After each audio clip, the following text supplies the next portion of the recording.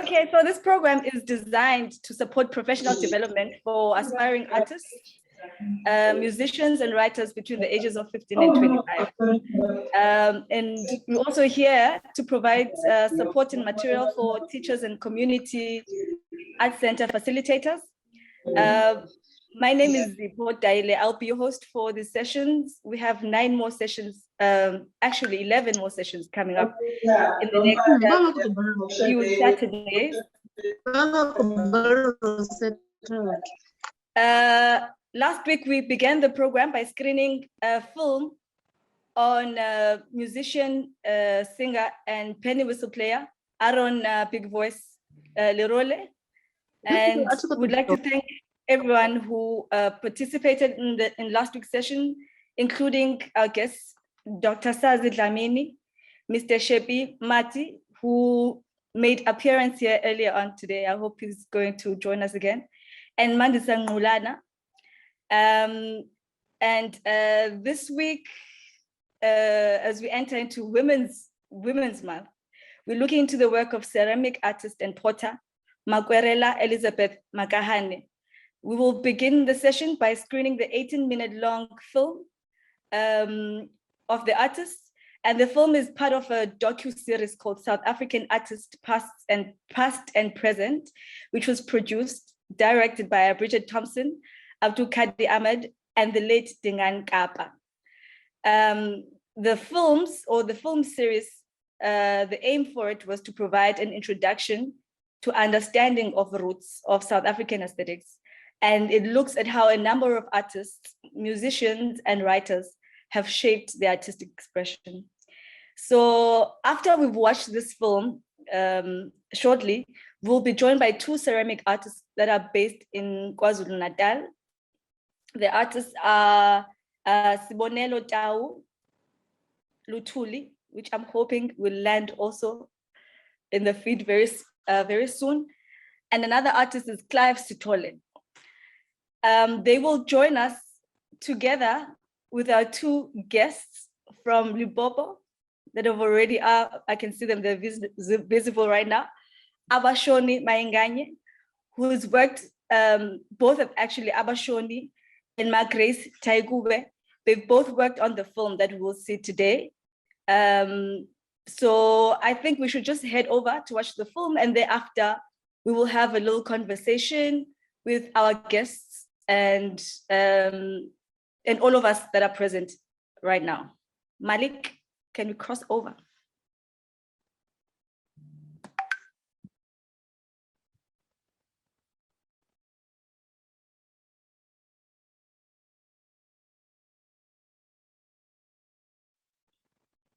Welcome back, everybody. I would just like to remind you all that these sessions are meant to be interactive. And so if you have any questions, you can either write them down on the chat box below, or you could raise your hand. I think there should be like a raise your hand option somewhere here on Zoom. As I said earlier on, we have 4 guests with us, 2 of which have been struggling to connect through the network, but they will hopefully still be able to join us.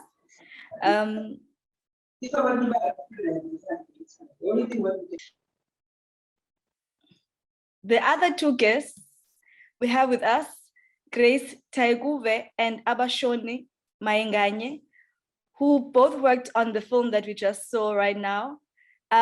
Actually, before I go there, I would like to acknowledge Mama Makwarela, who's in the room with Avhashoni and Grace.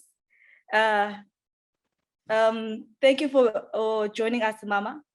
If at any point Mama would like to say anything, it would be great if Avhashoni and Mom Grace, you could maybe bring her closer and she can share a little bit on the film. But right now, I would like maybe to start with Grace Tshikuvhe, who's also an artist and a great printmaker, and who's coordinated the National Paper Making Project. And she was also part of the drafting of the script for this film. I would like you, Mama, to speak to us a little bit about, some of the things that you learned while making the film, because I'm also told, I was not present in the process of making the film, that you've also developed a new love and respect for indigenous knowledge systems in the making of this film. Could you, elaborate a little bit about your own experience in creating this film and in your own practice? Please unmute yourself.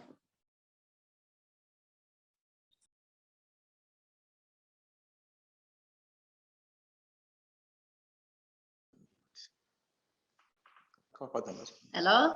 Hello, yes, we can hear you. Thank you.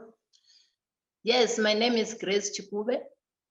I was also part of this film, which I can say I have learned a lot from Elizabeth and her skills, her pottery skills.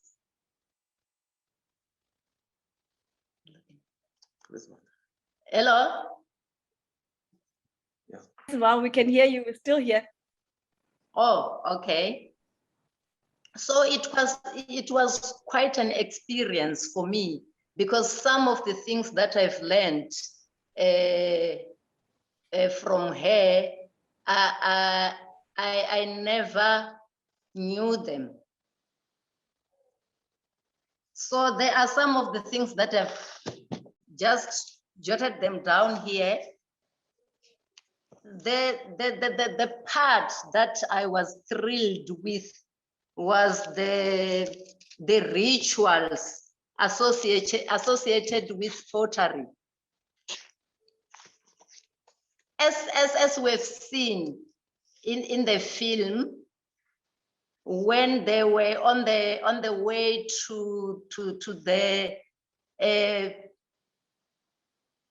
the pottery spot where they can acquire their clay.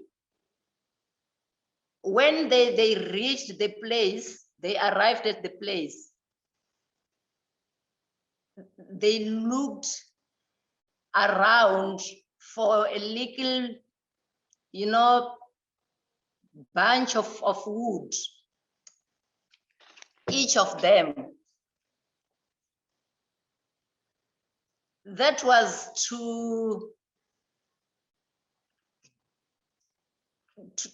it was hello? The bunch of wood that those people were collected there and put them in the pit, the clay pit, was to ask whatever they would need, because each of them, they don't want the same thing, but they need different things. So the thing is, you put your bunch of wood and say whatever you want to produce with the clay. So I liked that, even if it's one of the rituals. It's one of the rituals associated with pottery. So the other thing is, pottery, it's very feminine activity. Things like salt, they are not allowed. Things like noise is also not allowed.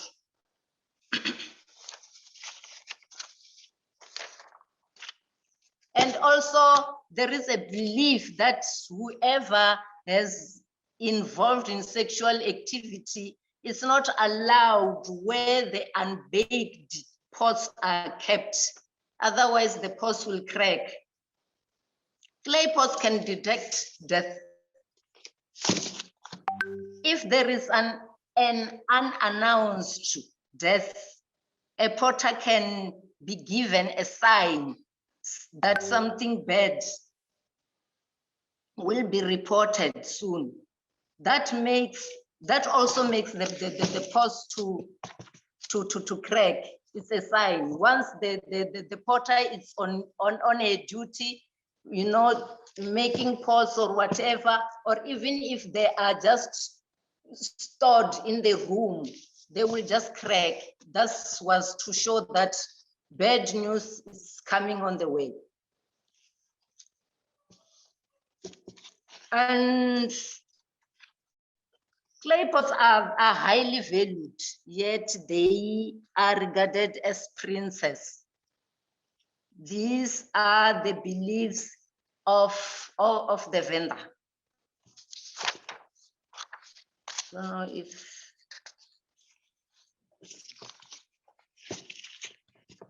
do you still need me to elaborate more?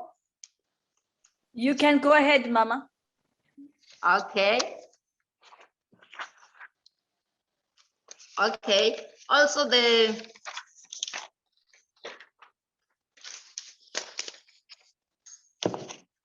preparation of the clay, of preparation of making the pots.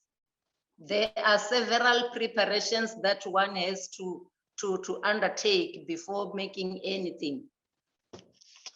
So from the film, as we have seen, they started by going to the river to search for the clay that was to collect. And then from collecting, there is pounding or sifting. From there, wetting, molding, and after that, then the making of the pots, which after that, then you can decorate before firing them with the fire. And from there, then you decorate them using graphite, red oak, or even enamel paint. I think maybe Avhashoni will just add on what I've said or say something. Thank you, Margaret. Thank you very much for your input. We also have Avhashoni Mainganye, who received his art training from Rockstripped. He works in many mediums and has exhibited locally and internationally. Avhashoni also worked on the film with the filmmakers, and he currently runs training in Tuyando Community Arts Center. Welcome, Avhashoni. Can I also pose the same question that I did with Margaret? And if also you have any more, something else to add to what she shared just now?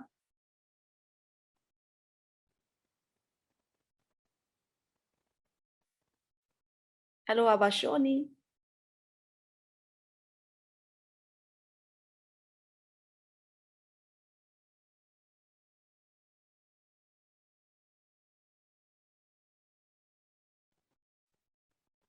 I think we lost connection there.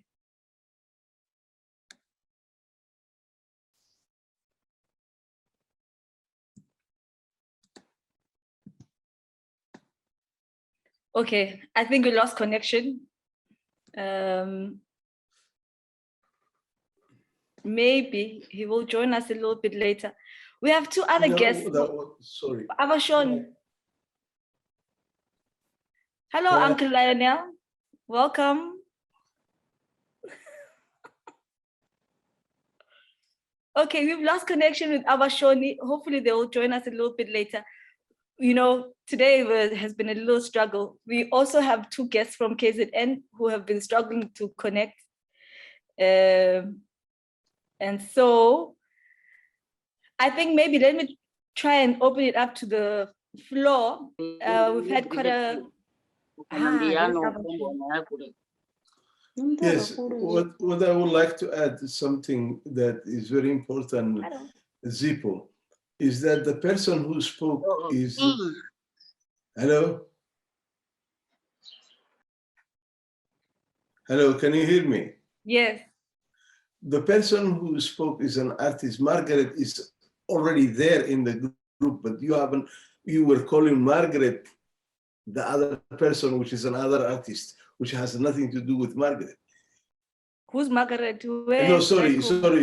To Elizabeth is on the letter. Yes. And you haven't called for her. I think I have actually.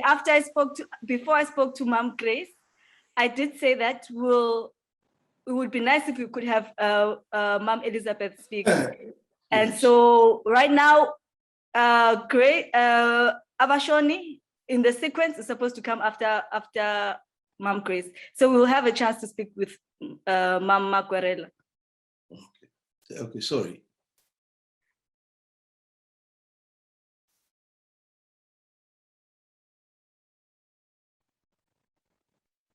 Avhashoni, you're muted. Please press the unmute button.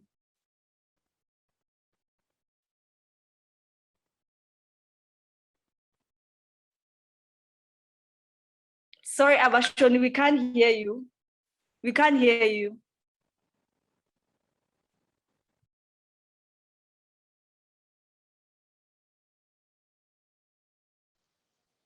Hello, can you hear me? Now we can hear you, yes. You can hear me, okay. Yeah, I was just saying that Makwarela is not with us here. She's viewing it at home from her place. But if I can say something about pottery now, I don't know. Can I say something about pottery? Yes, please. Okay. Yeah, I was just saying that I've been lucky enough to have started my art journey from Roxdrift in Natal, where pottery was a big business.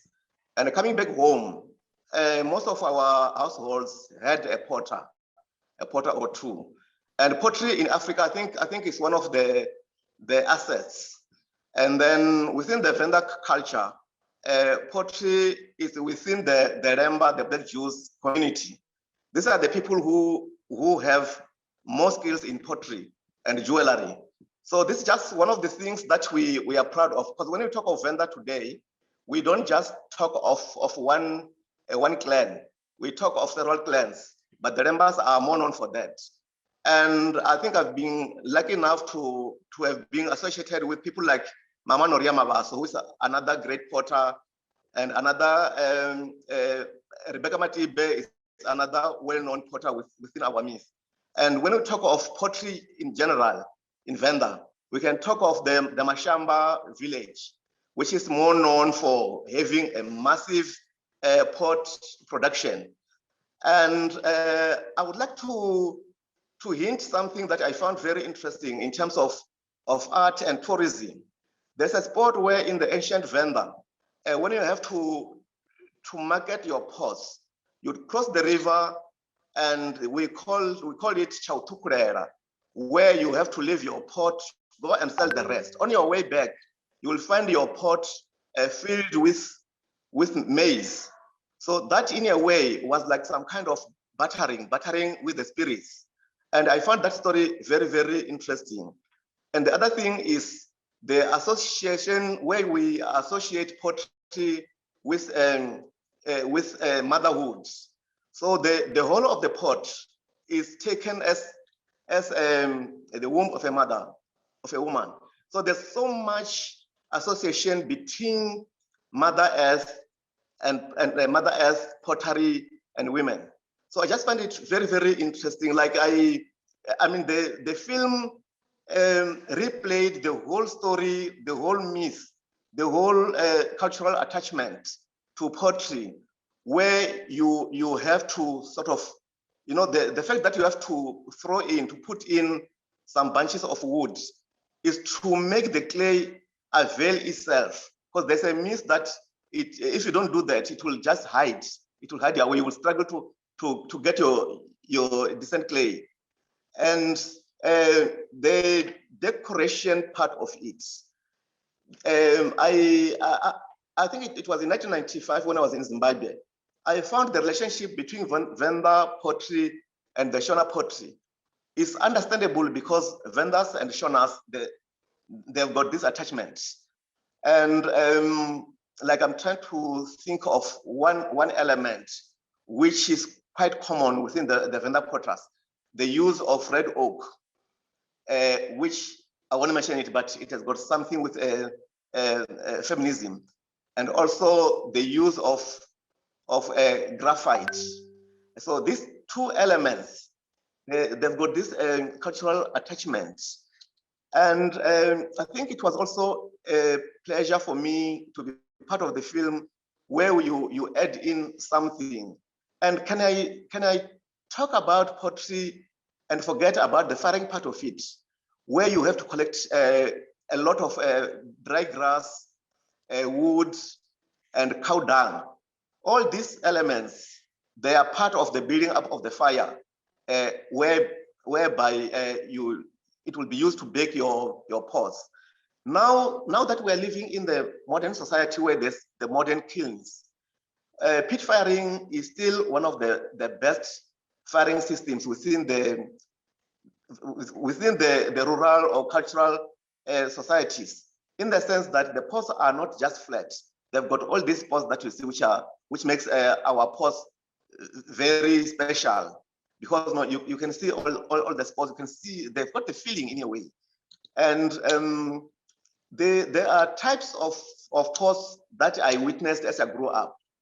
Like the shape and the size determines the function also. We used to have the big pot, which was like the water storage in the olden days, which almost every household would have it buried in the kitchen, the Randavel kitchen. And then the water there would be kept cool. And even the homemade beer would be kept there cool. And then the small open mouth pot, they were used for cooking for relish, and the bigger one for pap. And then if you find maybe the most decorated pot within the vendors is for water and also for things like the homemade beer. So all these things, they are very special. So you can see the shape and the size determining the use. Today we see a lot of decorative pottery. I've seen it with Mama Rebecca Matiba. I've seen it with Mama Noria.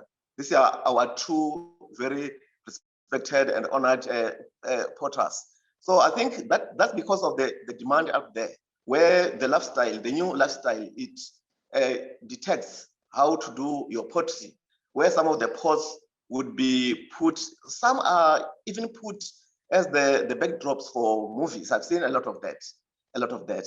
So I think pottery is, unfortunately, pottery is still, like the pottery activities, is still continuing within the vendor community, which is very, very nice. And I was thrilled by the fact that our potters, including Mama Elizabeth, they are teaching the youth how to do it. I would like to see the tradition continuing. And I've seen that with Rebecca Matiba, her grandson, which is unusual for a vendor man to do pottery. He has to produce some beautiful pots. And the son also, the grandson and the son, they are both potters, male potters, which is unheard of within the vendor community. And with Noria, it's like a big school where, and the Mukondeni is like the whole village now being involved in the pottery activities. All this, I find it very, very interesting to see that, okay, perhaps there's a future in what we do best, which is pottery. Thank you. And then, hello, am I still connected? Yes, Okay. yeah. All right, okay. Unless if there's something that I'm required to add on, but I think for now, it's fine, thanks. Thank you, Avhashoni. You might just come back. All right, no problem. I'm not quite sure. Well, I thought Makwarela was connected with you, but I've since found out that actually, Makwarela, I gave them as a family the connection. So with the understanding that they will view it from home. Yes, I think your Yeah. So that was the arrangement that we had yesterday with them. no So problem. I was convinced that no, all was well. Okay, I think they might have connected in your second name. I spotted her somewhere earlier on. Yeah. All right. Okay, but I'll also give them a shout just to find out what's going on that site. Okay, thank you. All right. Thank you so much, Avhashoni. I think Yes, one you're of the welcome. aims also for the film was to highlight just how connected we are in the continent, and not only to highlight one culture, but also to find. Can I just say something along the same lines? Once there was a professor from Mali who came to UNISA from Mali. So when we talk of the activities within the continent, so I just find that maybe one could slot in where there was this guest who visited us, though he was the guest of UNISA, but he also visited Venda. So we were like comparing what's happening in terms of pottery in Mali and here. And again, there was a visitor who came from India that I took to some of the potters. And he was saying that our kind of firing is almost the same with theirs in India. Thank you. Okay. So, hey. Okay. Thank you, Avhashoni. I see quite a few comments on the chat. Is there anyone who would like to speak live right now and make a comment on what we've heard or on the film? Just a quick comment, Sipho. If you have a look on the chat, there's a second Avhashoni, and I think that's where Mum Elizabeth is. So if we can somehow get her to come in, that would be lovely. But otherwise, big thanks to Avhashoni and to Grace for the explanations. I've got a question. Could I pose a question? I'd like to ask them, Grace was talking about what she learned from Mum Elizabeth, and I was just wondering if they see scope for bringing her skills into, Avhashoni did speak about how happy he was that the tradition is continuing. But I was just wondering, because I can see Avhashoni and Grace are there at the Thohoyandou Community Arts Centre, and if there's scope to bring that kind of teaching about these wonderful ceramic artists, to bring it into the art centres. Or is it necessary that you go as an apprentice to one of these great people and work with them where they are? Are there ways that this kind of learning can happen in schools and in other places where young people are, or does one necessarily have to go to the site of where the pottery is being made? Hi, can you hear me? Actually, I think I've done that with Mama Noria twice, where I went there. Then we had some youth introducing Noria, sharing her skills, her pottery skills to them. And at the same time, I learned so much. And my feeling was that I cannot compete with the grand masters of pottery, the Venda way or the African way. So I started to add some elements. And yesterday I spoke to Malindi, the daughter of our beloved Elizabeth Makahane. And I was urging her to continue with the tradition of pottery in the family. And I was also recommending that if she wants to do it academically, she can even join TUT, because I know they teach pottery there, and she's keen to do that. So I think I'm urged in a way to visit some of the potters to learn their different ways of executing their pottery. And also, I think, there's just a lot to be documented also. And I think our role here at the moment is to try to market whatever is produced in the community. Thank you. Okay. So I also got a few things from watching the film. And one of those things is that it's just the importance of, well, the first one that I thought was very powerful was that Mum Elizabeth's work is not only about self-expression. So her work is driven by many other elements, including preservation of culture, but also it's it provides it's an economical way for her in which she makes a living. But at the same time, I'm also curious about, I mean, there are so many, art world has different markets, right? And her market, is it still there for people who are also practicing artists and other people who are who use pots? And do they feel like the market for this kind of work is there for ordinary people? Because the work that she creates is not only decorative, it's pots that are useful, they can be used in the household, So I'm curious to hear about other people, if they have their support to this part of the market in their daily lives.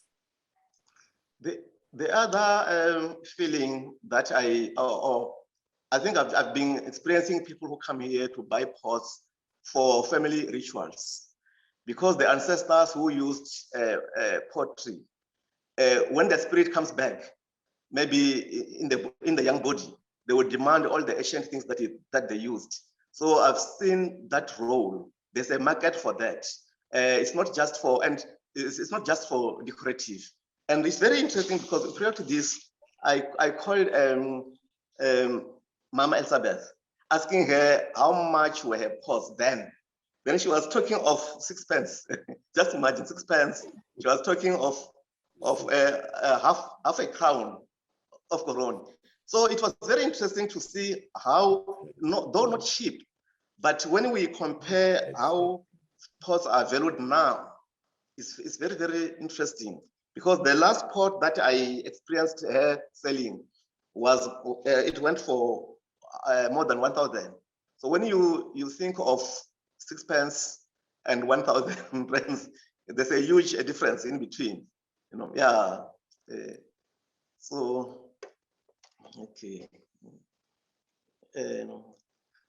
Okay. All right. Hello.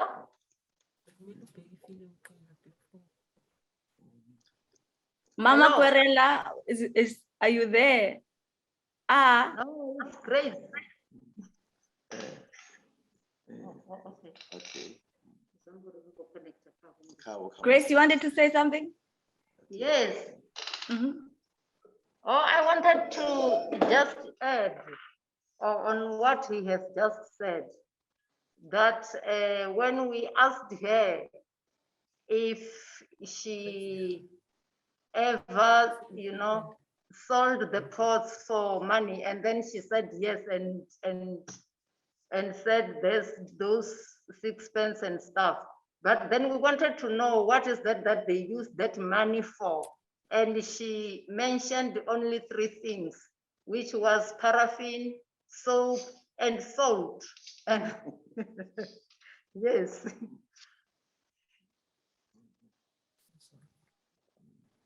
Thank you. Okay. We're still here for comments and conversation. And maybe going back to Bridget's question, on my way here this morning, I was just wondering, because I'm a paper maker, I was just wondering what if, because I've also tried that, mixing clay and fiber, and made a pot out of that. And that pot was very strong. So on my way to the center this morning, I just thought to myself, what if I sell this idea to Avhashoni and see what we can do with Elizabeth, if maybe that can work, if we can come up with something. But I don't know, it was just an idea that I thought of.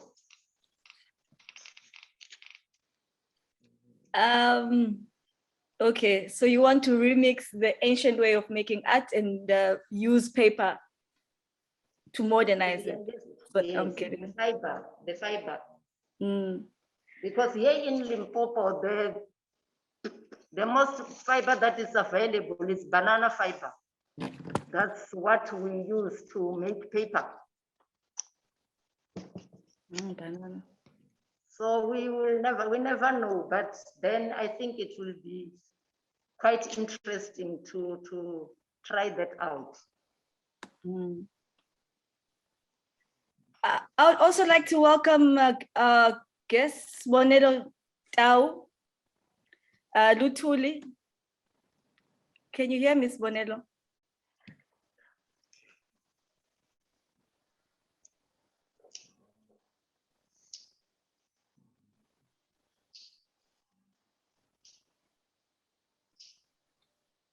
Bonelo.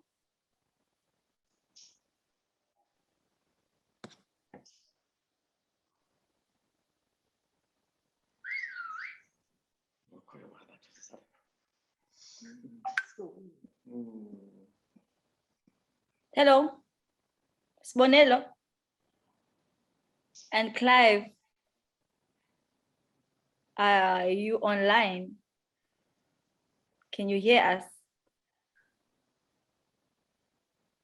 Okay, so while maybe they try to settle, we can go overboard. We still have time. Does anyone want to share anything with us today? Uncle Lionel, I see your hand is raised. Welcome. Thank you so much for the presentation. Very well done. I appreciate what Art and Ubuntu Trust is doing, and I am learning. I've grown up in a completely Western world, and I've only got to learn and understand African cultures when I went to Rockstrip and eventually to university. So for me, this is a learning experience. And I appreciate that you are keeping the culture, the tradition alive within African communities. So for me, besides learning, I'm also appreciating what is being done at this time. Everything is about technology, about understanding machines and the like. And somehow we are moving away from that which keeps us bound and linked to the earth. So thank you for keeping me there and educating me. And I am so happy to see Avhashoni because we were together at Rockstrip.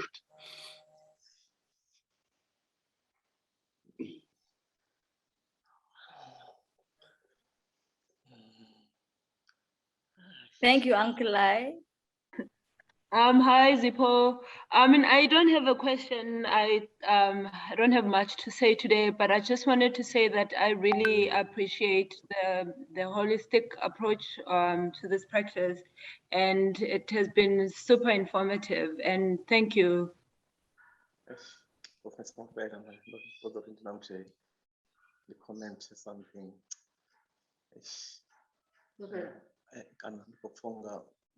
Life things can be difficult. I hope I'm not making too much noise on my side. There's some alarm going on, so I'm so sorry if you're hearing strange sounds. Thank you, Mandisa, for your comment, and also for being here with us today and all the work that you do also. We're still waiting to hear if our guest, Bonelo, is able to join us. Your mic is muted, and I'm not sure if you can hear us. If you can hear me, please unmute your mic.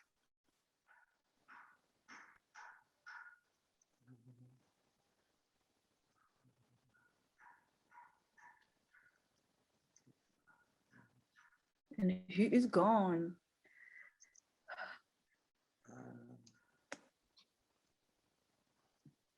I think that Bonelo has a problem with the microphone, but now they are on. They had a problem connecting, and they have the problem, and now they are connecting through the phone. So I think that Spunelo is here. You can talk, Spunelo.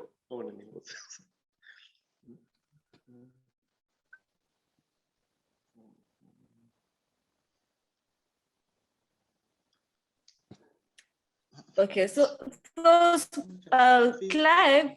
Sithole and Sibonelo, they are based in KwaZulu-Natal in KZN, and they're also ceramic artists. So we invited them today for various reasons. But firstly, Clive was born in Soweto, and he earned his postgraduate diploma at UKZN in 2007. And since then, he's been honored with many national awards, and he's traveled across the country to learn from other potters. Hello, Sibonelo. Hello, Clive. To learn from other potters, including Zulu and Venda ceramic artists. Sibonelo is from KZN. Hello. And he works in the tradition of great ceramic artist Nestanala, and he takes inspiration from her, as well as Clive Sithole and Ian Garrett. So Sibonelo, are you with Clive? Are you by yourself?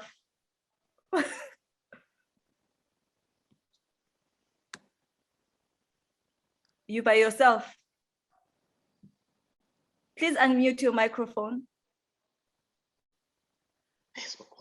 Can you say hi to me so I can hear you? Sibonelo, don't be shy. Hola.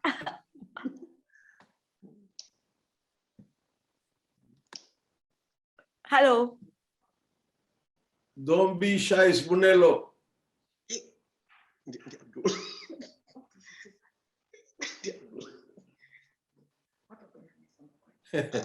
Okay, I'm going to ask a question. Hopefully you can answer it. If you can't answer it, maybe you can write the answers on the chat box. We were just talking about earlier on about how various cultures have, have a lot of things in common, right? And I know that you've traveled in and around South Africa and in the continent. And I was wondering if you could share a little bit the similarities in the places that you've been with the work that you actually create and the work of your mentor, perhaps, Mam Nala. Are there any similarities that you've come across in your travels?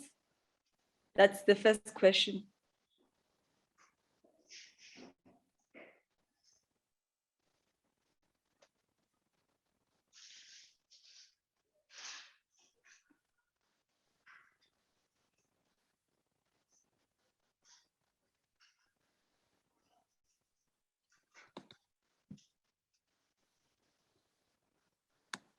Sibonelo did warn us that the connection in KZN was bad, or where he was. So, you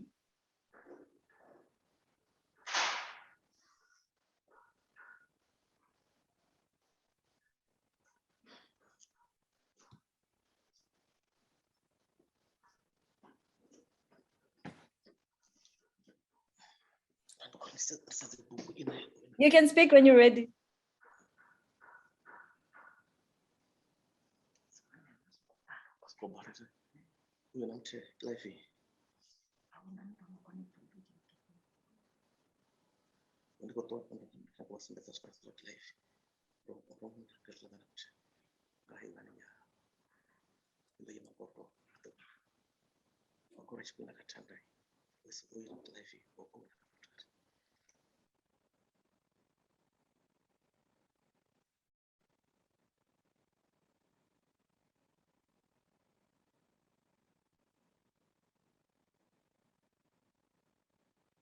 Oh, you hear me now?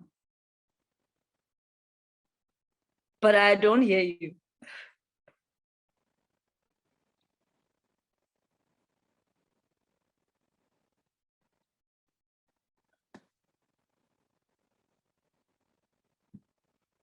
Someone suggest if you maybe switch off the video, maybe we'll be able to hear you. If you stop video from playing, and then perhaps we'll be able to hear you. At the bottom of the screen, there's mute and then there's stop video. If you press stop video, and we might be able to hear you better. Yes. Okay, unmute yourself then. Yes. Hello.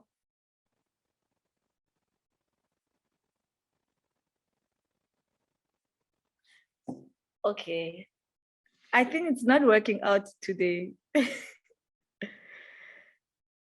I think it's not working out. Is there anyone who has something to say, and then maybe you can try again at some point to connect with Sibonelo?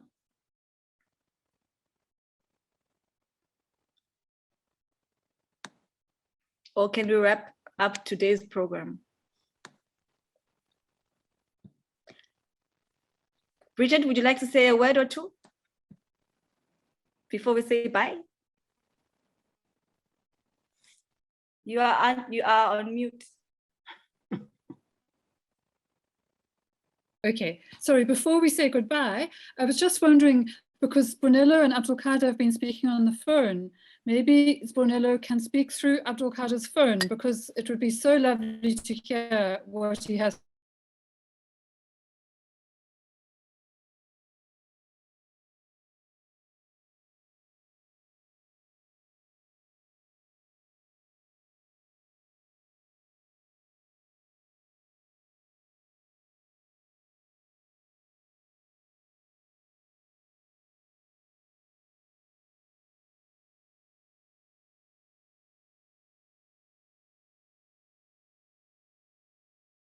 On your screen. Then you can just talk to Abdulkader and he will tell us what you're saying.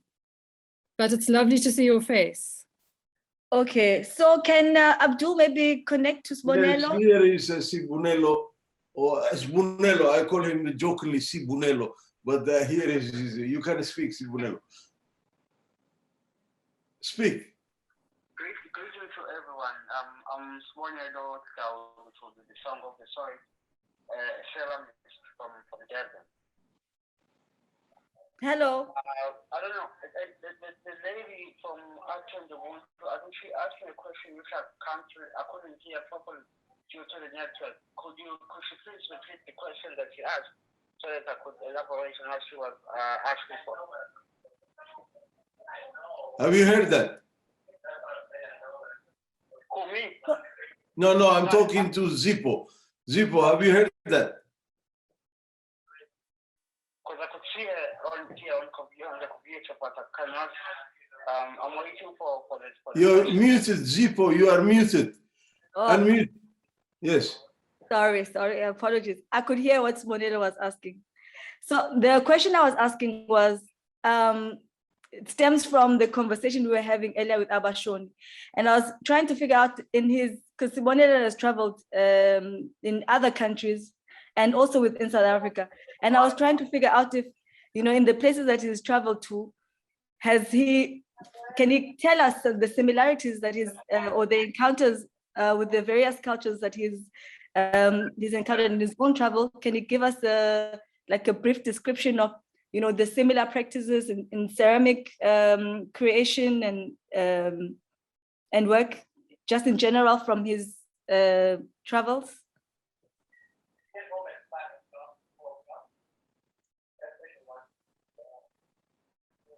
Okay, so Abdul, can I speak to Abdul? Yes, I can hear you. Oh, so what was the question? I couldn't hear properly. She asked you if you have traveled extensive part of Africa and you heard what Avhashoni said about the potteries or that they have done it. What is your experience in this regard and what you have to add into what Avhashoni said before? Okay. I traveled to Tanzania. I think it was last year, if I can remember. But I went there as someone who went to teach students at Dar es Salaam in Apache art space. I went there to contribute, not necessarily to take something from there, because I was the first artist to ever to go there as a ceramist to teach to introduce ceramics in Tanzania, particularly in Dar es Salaam. So I went there to share my experiences, not necessarily to take anything away from there. I didn't know any other ceramics there. I didn't meet any other ceramics because what I did was I asked for the clay that because I couldn't take clay from South Africa to Tanzania. So I asked for the clay that they had there to use while teaching. I have not yet traveled that far when it comes to ceramics, exploring other avenues around ceramics. I've only traveled around in South Africa. I've been to Eshowe. I've met one of the daughters of Mamunya Stanada, the late Mamunya Stanada. But even then, she was. I went there with the intention to learn maybe a couple of things that I didn't know, but only to find that she was. I don't know. She was amazed by my work because I brought a couple of work to her, which I wanted her to see and perhaps share certain experiences or perhaps learn from her as an elder. But to my surprise, I found that I was the one who ended up sharing more information in this regard, in ceramics. So that's what has been my experiences as far as ceramics is concerned when it comes to traveling. I haven't been that far, except here in Durban, in some part of South Africa. Also, I mean, I have one other question, Bonelo. Briefly, can you tell us how potters like Makwarela have inspired your own practice in ceramic baking? As a young, I regard myself as a young ceramist because I'm still learning a lot of things. So I don't know. There are artists who have influenced me in many ways through observing, because I've studied other artists' work, other ceramists' work. Like Mamunya Stanada, the late Mamunya Stanada, what got me to study their work is that I wanted to create something that is totally different from what I've been seeing. Because in ceramics they say form follows function, which means what you are creating informs you whatever that you're creating should be used for. So I decided, because particularly in most of ceramics work, people who create ceramics, they create most of their work. They keep I don't know what they keep the traditional canons in ceramics. Because most of them they learn ceramics traditionally. I learned ceramics traditionally, but my work is more of I like to use my work as a means of expressing myself. I don't use ceramics as means of in a manner that Mamunya Stanada and Mama Elizabeth, I can't really remember her name, uses her work because she has a particular style which she learned from the elders. But I have my way of creating and expressing myself. So I use ceramics as a means of expressing myself. And what I've learned from them is that they learn traditionally, so in a traditional way. So their work is used. They created their work. I don't know if they do it even now with an intention to. They create their work with an intention to for the work for whatever they are creating to, so that it is functional. But with me, I create with an intention just to express myself. I mean, my work can be appreciated. You could put it there and just appreciate it without even using it. But if you want to use it, you can use it too. I don't know if that answers any of what you're asking for. Thank you, Sponela. Yes, yes, you answered me. I was wondering if you can get Mama Makwarela in here in the room. Avhashoni, did you get anywhere with the call? I couldn't get that. I didn't get what you're saying. No, she's not talking to you. She's talking to Avhashoni. Oh. Sorry. I'll let you learn. Well, in a few words, he is trying to be more polite and diplomatic, saying that he is more the art, the pottery Yes. of art, but not the pottery of daily use, like Makwarela.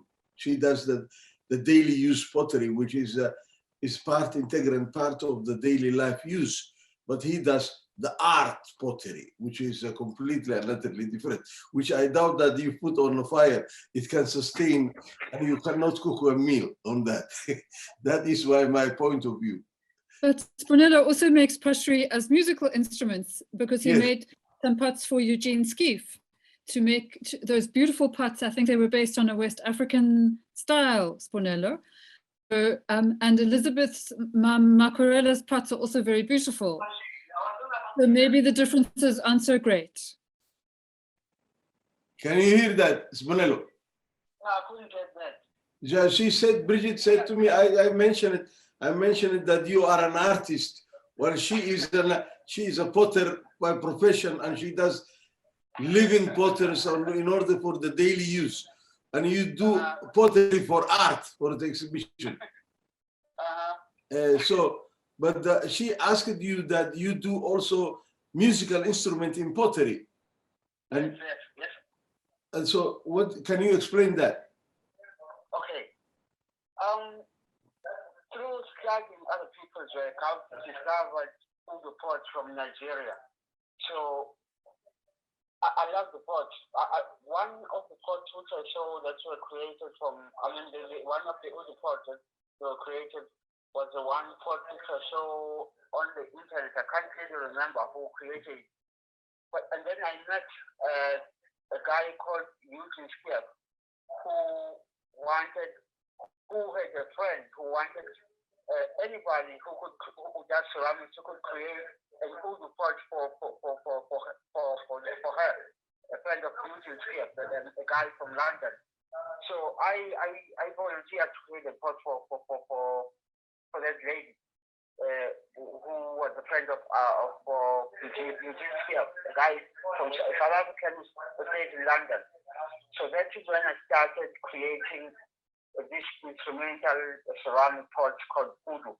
They are not from South Africa. They are created by Nigerian women from Nigeria who play those instruments during certain rituals.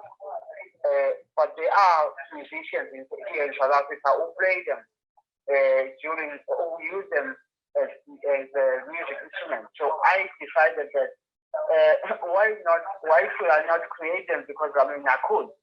So I might as well create one. So I've been creating ever since I created that particular pot for this lady who's a friend of Eugene. I've been creating those Udu pots since then. So that's how I got to start creating those Udu ceramic pots from Nigeria. But I give them obviously my twist, my own touch, because I have my own particular designs which I put on my pot to give them my own expression, so that they don't look like the pots from Nigeria. They look like pots created by Tshikuvhe or somewhere inside, which is myself. In order to explain something, how do you use the Udu pot? As a drum or a flute, or how do you use the Udu pot? Explain that. The Udu pot is a pot that has a small closing on the top. You don't create a huge hole like you would with Ukamba, a huge ceramic vessel. It has a small, maybe I don't know how many centimeters, but a small this size perhaps of a hole on the top and the one on the side, or perhaps on the body of the pot. So what you do is when you tap on the side of the pot, tap the hole using your palm of your hand. The sound comes. I don't know how to explain the sound that comes from the pot, but it sounds like it's a beautiful sound. So most of the musicians have started using those Udu pots as an instrument that they play in whatever concert or as a musical instrument that they use. So they started using them as well. So that is why I decided to create them as well. So is a kind of drum. Yeah, it is you remember the fact that I sent you? No, I got the drum, but I want the others to understand. I get you. So I know that, and I got the design, but that's an instrumental part. But I love them because I can create. I use ceramics. I use clay, so I might as well create anything that I could get my hands on. That I could create out of clay. So all the pots were amongst the pots. I could create any other that I could come across, perhaps in future. I don't know, from other countries. But as far as I've discovered, it's been only all the pots that I've discovered so far, and these are traditional ceramic pots from South Africa. Even though I use traditional methods, but I don't regard myself as someone who creates traditional pots because mine are more contemporary. So I create traditional contemporary ceramic pots because they have my own twist, my own understanding, and that I don't create them back in 1850 something. I create them here and now, 2021. So they have to have my own touch, my own understanding, because art is a reflection of an artist's intention. So they have to reflect my intention, not Mr. Nada's intention, not Clash Victoria's intention, not any other person's intention. I don't know if that makes sense. Does it? What do you call it? What I want to be the advocate, the devil's advocate, as an artist. What do you call it? There was what do you call it? There is a traditional artist when he makes a work of clay or a wood or whatever it is called craft in South Africa. And in the same time, when a white boy does something else, it's called art. Yes. Can you explain to me how we have that dichotomy in understanding the work, the creative work, according to you as a potter? Why there is a white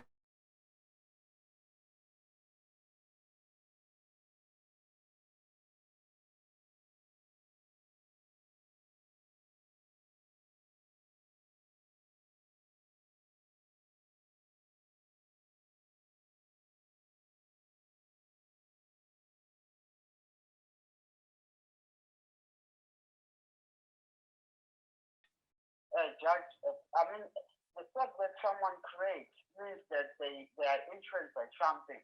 So therefore, I cannot say someone is not an artist by a mere fact that because they did not study perhaps at a university institution or college institution, because most of these so-called people who regard themselves or who are regarded as artists, they regard themselves as an artist because they've been to these traditional institutions called universities. And for those who have not been there, they deem them as crafters, as if a crafter is someone who does not think before they create. But it's crazy because the fact that someone creates, it means that that particular person is influenced by something influences that person's creativity. Therefore, I do not. Well, I don't know. I don't have something regarding the craft as an artist. To me, everyone is an artist because, especially when you create something creative, because that particular person that is influenced by a particular thought. I mean, I don't understand why would someone say you're a crafter and you're an artist. For me, that doesn't make sense. But I mean, it's there. People do those kinds of things.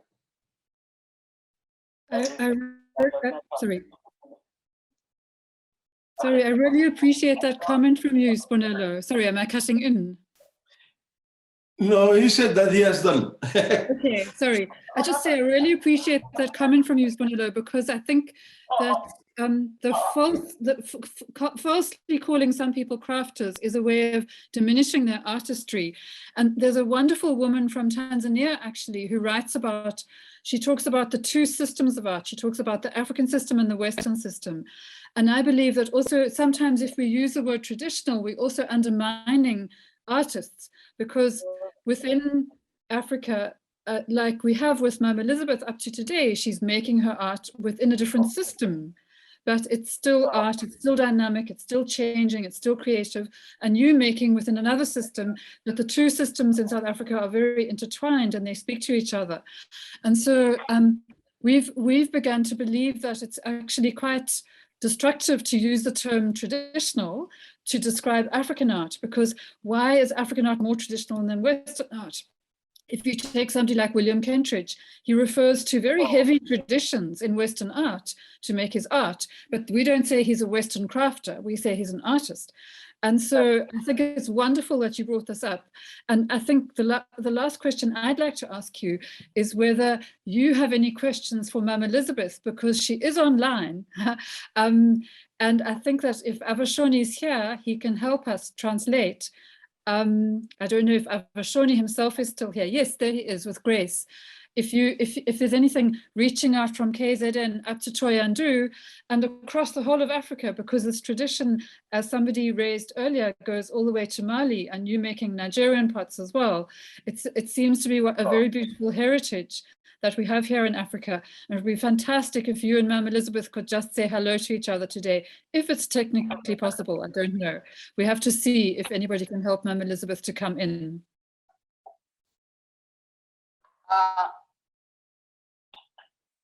Okay. I don't have any question in particular, but I will ask this because I don't know if we heard what they have in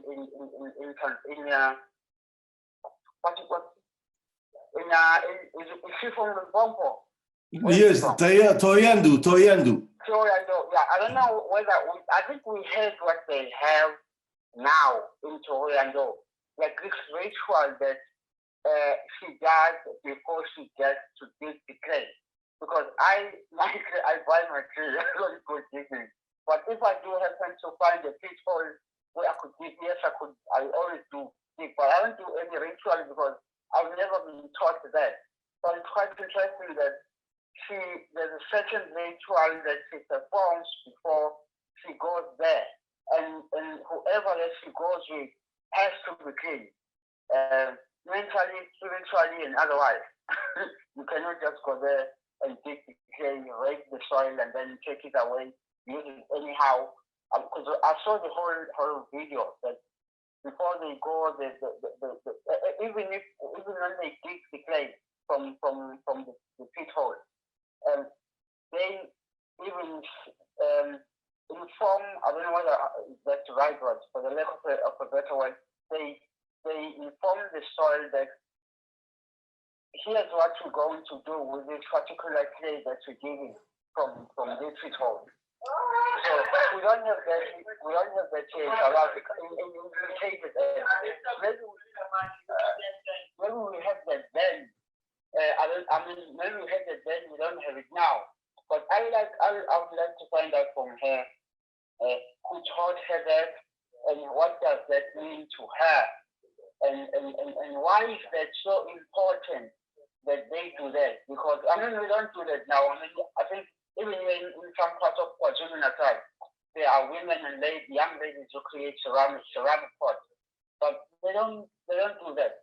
They no longer keep that because they've never been taught. Maybe it's a culture that dies away over the time. I don't know. But I'm quite interested in knowing, in finding out why are they doing it? What does it mean? Why is it so significant to do it to her and in her culture? If I put it, I don't know if I'm making any sense.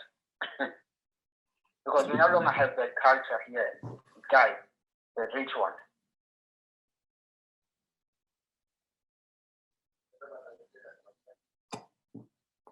Did you get that? I think they get that. Avhashoni, have you heard that? Unmute your mic. Me? No, I'm talking Avhashoni. Oh, greetings. I couldn't get a chance to greet him. I have a picture of him in his skill, and we were at a UK. I can't really remember what we were doing, but it was something that had to do with the late jazz artist. So they had my Udu pot then at KZN. Okay. Oh, he's hearing you through the phone, I think so. Have you heard Avhashoni? Unmute your mic, Avhashoni. Okay, can you hear me? Hello? Yes. Yes, we can. Okay. Yeah, I was just saying that no, I missed much of what he said because of it was not audible enough. But the other thing that I would like to maybe just to add, even if it's not part of what he was saying, is the sense of design in most of the Venda pottery. So the designing elements, you see that no, it's very well thought of. And then, but I think what we need to do is to travel and see what each other are doing. Like I'm very much, as a person, I'm very much impressed by the so-called Zulu pottery in terms of making their pots dark, where they use green grass. So I've applied that in my own art making, in my own pottery sculpture, clay sculpture. So I think we need to learn from each other as potters, as artists. And then, yeah, to add, Elizabeth Makwarela is not with us here. I arranged with the daughter so that she can see it at home, but it's like maybe she was not well connected. Hello? Yes, we can hear you. Yeah. No, I was just making a note that Elizabeth is not with us here. Her daughter came here to see me yesterday. So she said she will manage to get connected. And I passed all the connections to her. So I was convinced. Yeah, hello? We saw her image earlier, Avhashoni. She was online. And oh, you did? Yes, yeah. She was online. And is she on your phone by any chance? Because there's a second person up who's called Avhashoni. I don't know if that is Mama Elizabeth on your phone. But what I wanted to say is that Brunello asked, he said if he got a chance to ask her a question, the question he wanted to ask her was about the ritual when she collects the clay.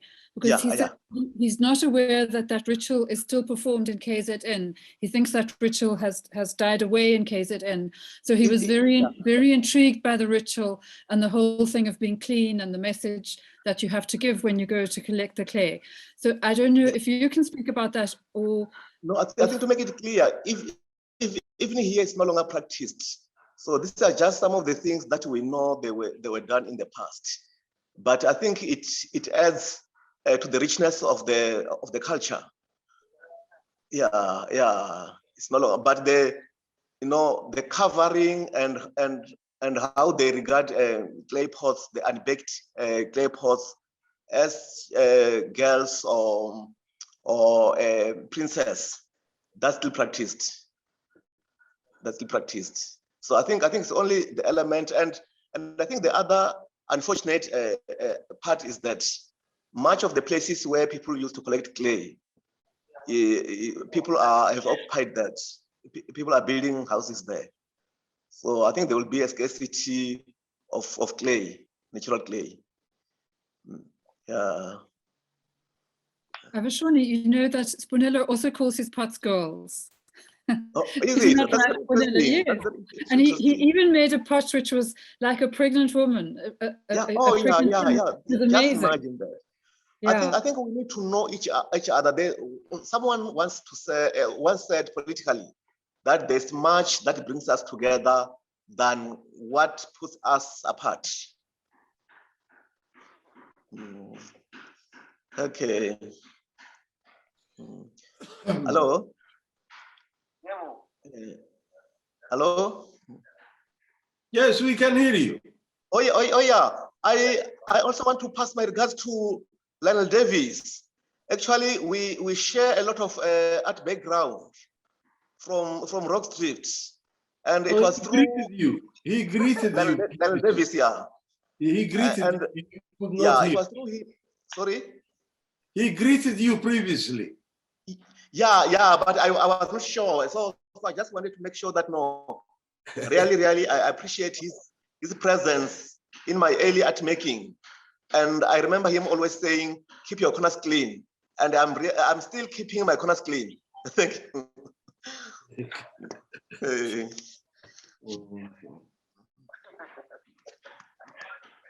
Okay. I think that there is an important element that is. Can I say something? Yes.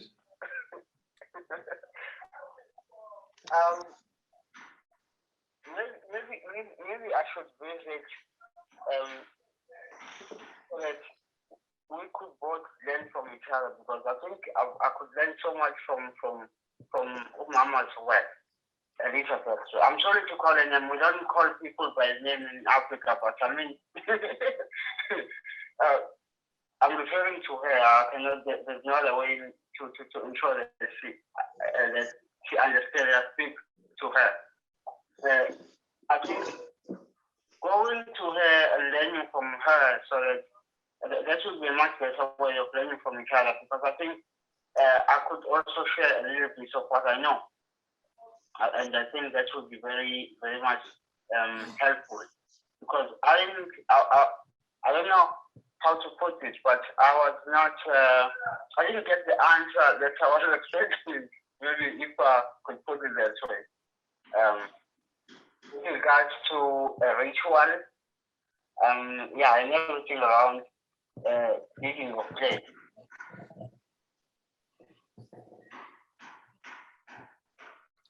You know, you reminded me one thing. When we were filming, I remember we were in Alexandra Township and we were filming the gardeners and the people who make the small garden. And they were teaching small children. And when I asked them about what's the impact on how the small children perceive the garden, he said, do you know that the children of the township, when we asked them where the food comes from, they said it comes from the supermarket. So for them, they see the stalls of the supermarket, the producer of food. But it's quite difficult for them to explain that the food exactly comes from the earth. So it has to do a practical thing. That was the first question that we asked them when we start teaching them. So now the question is that the tradition, you are a supermarket, you get your clay from the supermarket or from the stores who sell the clay, and these people are looking the clay from the nature. So that is the basic difference. So one looks at gets the thing from the nature itself, but you get a product which is already made. So that is a modernization, or what do we call it, a consumerism or Coca-Colaization, whatever it is. That is the difference. Can I say something again? I think it was, I remember, I think it was when I had an exhibition in Cape Town. I saw there were two white ladies who had this picture of these Xhosa women who were doing the firing. And so they were referring to that firing as Xhosa firing. So I was disturbed by what they were saying, because those women, yes, by culture they are Xhosa, but the firing is not Xhosa. So I went to them and said, no, there's no such thing as Xhosa firing, because you cannot get an English or a German and a Russian firing. A firing is influenced by your surroundings. So I'm here in Devon, in an urban area. The only thing I could use to fire is sawdust. If I go to a farmland, I get there's a particular tree called Mtomboti. That is what I use to fire with, or an aloe, dry aloe leaves. I use those.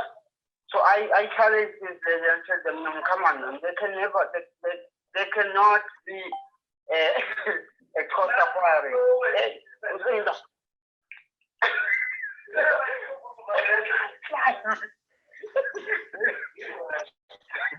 They can. So I told this lady that guy was really dancing and making noise here. So I'm calling them to order. So they cannot. There's no such thing as Xhosa firing, because there's no such thing as Zulu firing. So again, there's no German firing. The firing is influenced by your surroundings. So that is why us who are here in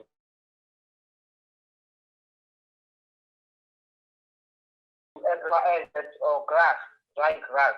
But so I'm going to what you are saying with regards to a clay that we buy. We have no other choice. We have to go and buy. But if we happen to be in a township and we find clay there, yes, I go and dig. But I don't do a ritual. But I love to learn maybe someday, because I'm sure there was a particular ritual that was performed. Because there is a particular ritual that was performed when somebody has died. There's a particular way of grieving, not what people are doing in these days. So I get your point.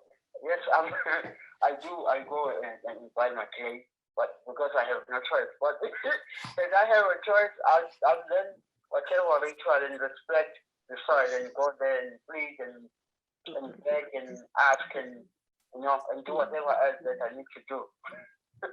Inshallah. Pay my respect to the soil. Instead of raping the soil, take it away and use it in whatever way I like, without even asking or yeah, I cannot do that, but we do that anyway. Okay, thanks, Bonelo. Thanks, Abdulkader. I think we're going to take another round of questions before we say goodbye. Okay. Is there someone who has something they would like to say?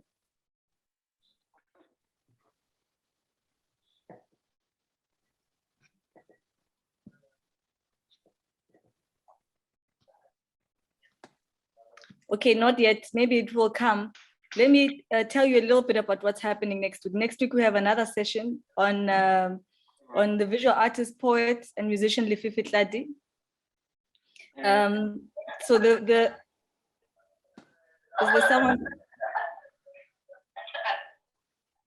Is there someone there? No, there is a phone. I'm on the phone with Spunelo, and that. Oh, okay. So that's next week's session. Lefifi Tladi explains how aesthetics are formed by alertness of the senses. He also talks about indigenous knowledge systems and the importance of women in pre-industrial and cave paintings. So the session will begin at 2 p.m. We like to say it will end at 3, but it might just go overboard just like today. So I hope to see everybody then. But before we leave, Bridget has a little tribute that she wants to do before we exit today. I will hand it over to you, Bridget.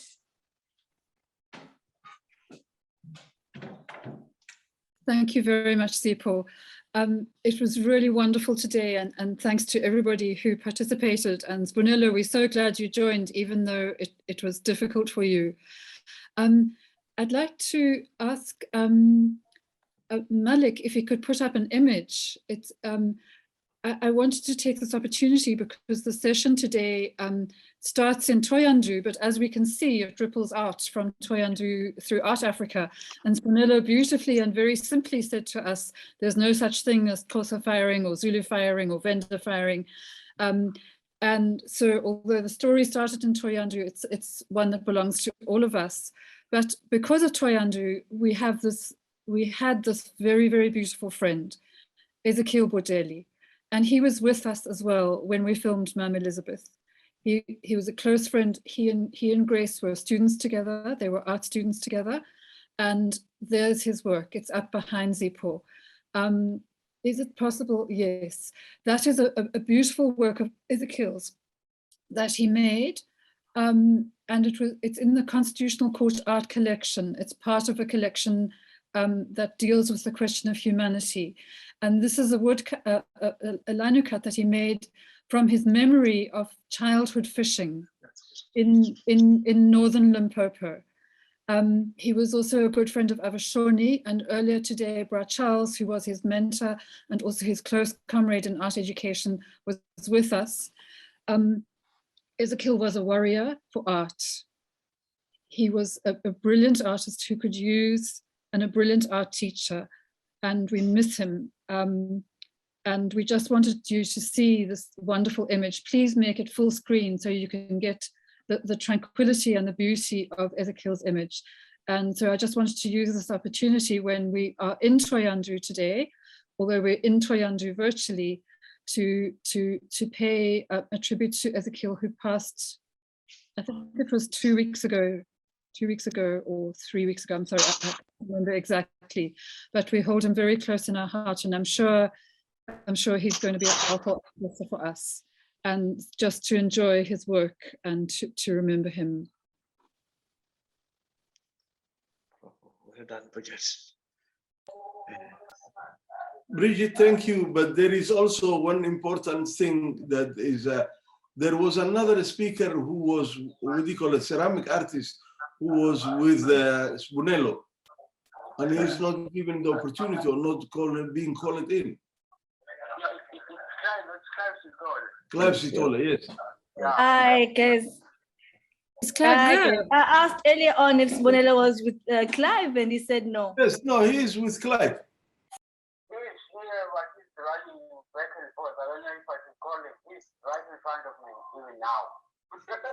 No, they are shy, too shy artists. It's too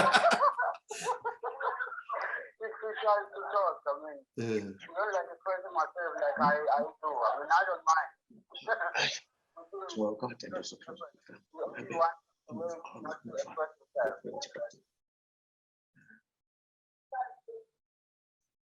Is he there?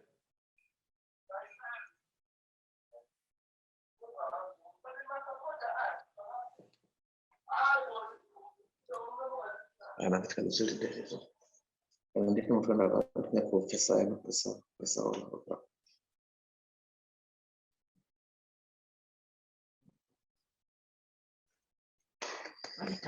Well done. Hey. Others are not the good service. They don't start to prepare. Okay, so we're not sure if he's there or he's not. Probably. Difficult virtual meetings. Let's just call it a... If Clive isn't there, why don't we invite Clive to come back when we show the film on Sibonelo? It will be so wonderful, Clive, to have you. I'm not sure if you're hearing us or not hearing us, but it would be so wonderful if you can come back. And oh, is that you? Are you there in the image next to Sibonelo? But it's been a long afternoon, and we didn't know you were there. We're very sorry. We really wanted you to join in. Okay, Clive, they said to you that the session was on, and we would like to invite you when we are showing the film of Sibonelo film about the art. And you at least next week or next time, you and Sibonelo will at least enhance your IT knowledge. It seems that you are challenged now. Yeah, I'm okay with that. Okay. Is this Abdul? Yes, it's Abdul speaking. Wow, Abdul, listen, I had a very good friend from, let's say, from Somalia. She's a good cook, blah, blah, blah. Only to find that his brother-in-law is one of the famous potters in the Britain. And that was compelling. Well, thank God to Sponelo. Sponelo was telling me about Abdul. And I was like, Sponelo, Abdul. I'm not inclined to this modern technology. But when they told me about Ubuntu, and I'm not good at this tech thing. But what I can tell you is I'm good at my work. Okay, we will discuss that. I will call you separately. Convey my regard to your friend of Somali. Okay. Don't worry, she's in another state. Okay. The initiative that you have withholding that you have formed. Inshallah. It's compelling. Inshallah. I will appreciate that. Thank you. Right. It's compelling. We don't have that kind of initiative in KZN. However, KZN thinks this, you know about it. I know that we will talk that personally. We will talk that personally. We are now. Would you like, you're online with lots of people listening. Would you like to just give a greeting to Ma'am Elizabeth and then we can close the session? Yeah. Ceramics, it hasn't been there. However, we've been having the province at KZN as a space whereby there has been all kinds of ceramics you can think of. We will talk that separately. Okay, I think we should wrap up, everybody. It's been a great day. Maybe next week. You're muted, Abdulkader. I'm not quite sure if you're speaking to the rest of the group or. No, okay. Thanks everyone for coming and for giving us insight into your work and your world. Let's see you next week. Yeah. Cool, thank you. Yes. Bye.